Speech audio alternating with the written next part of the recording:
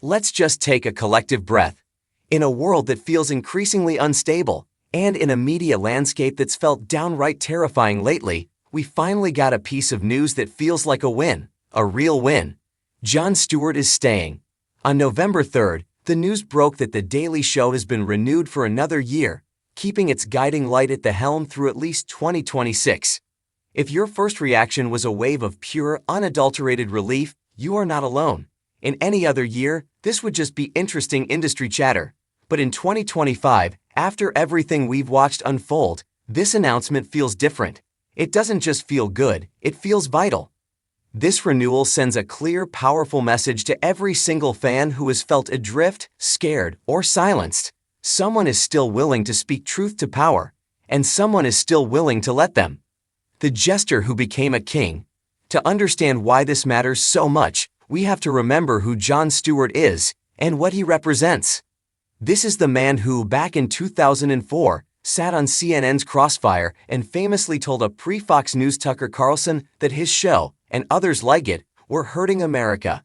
When they tried to dismiss him as a comedian, he delivered that all-time classic line, "The show that leads into me is puppets making crank phone calls."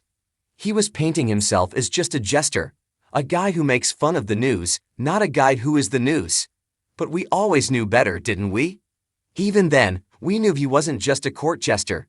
He was the only one in the kingdom brave enough to say the emperor was naked.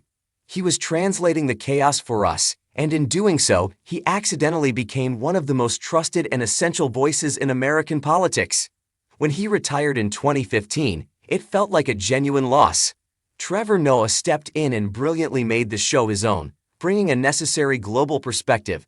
But when Stewart announced his return in 2024, it just felt different.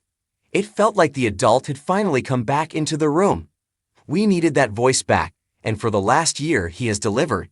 He hasn't missed a beat, diving headfirst into the most complex, divisive issues of our time with that signature blend of razor-sharp intelligence, deep-seated humanity, and a profound, exasperated sense of "are you kidding me?" He validates the feeling we all have every day. No, you're not crazy. This really is this absurd. The news that feels like a lifeline. Stewart has always been famously tight-lipped about his plans. In a recent New Yorker interview, he basically said he plans to keep doing and saying exactly what he wants until he's asked to leave. And that's the part that had us all holding our breath. This renewal came right on the heels of the massive Paramount Plus/Skydance merger. In today's corporate world, merger is almost always code for cuts, and more importantly, playing it safe. You don't rock the boat when you're trying to integrate two massive companies. And Jon Stewart isn't just a boat rocker, he's a tidal wave.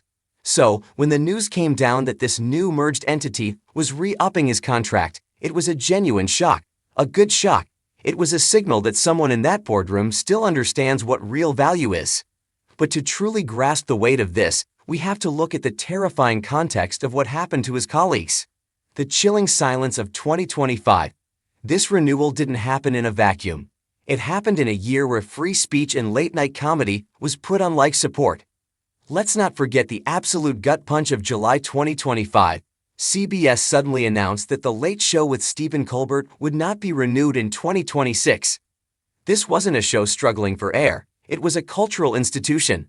The timing was sickening. It came just days after Colbert, Stewart's own protégé, made a cutting joke about Paramount, his own parent company, agreeing to pay $16 million in a lawsuit to Donald Trump.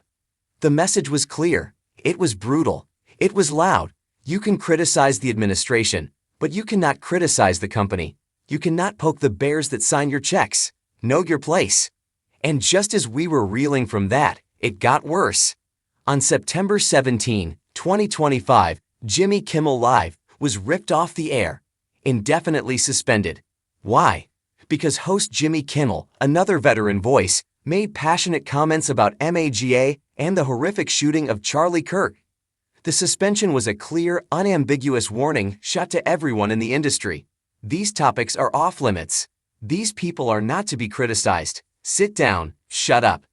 Even though Kimmel's show was eventually restored on September 26, the damage was done. The chill had set in. The walls were closing in.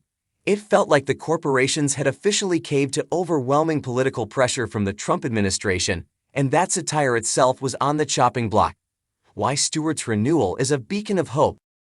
And that is why the Daily Show news feels like the sun breaking through the clouds. Jon Stewart has not been gentle. He has not softened his criticism.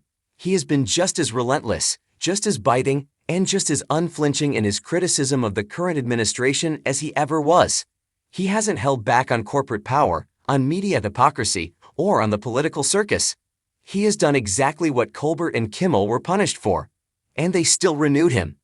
This renewal is more than a contract. It's an act of resistance. It's a signal, however small, that some institutions are still willing to put up a fight. It suggests that Paramount, for all its corporate complexity, knows that silencing Jon Stewart would be a catastrophic mistake, or, more hopefully, that they believe his voice is too important to be silenced. This is the clear message to us, the fans, the people who rely on him. It's not all lost. The jester is still in the court. The truth teller still has his platform. We, the exhausted, anxious, and often scared public, still have our translator. We have at least one more year of Jon Stewart helping us make sense of the senseless.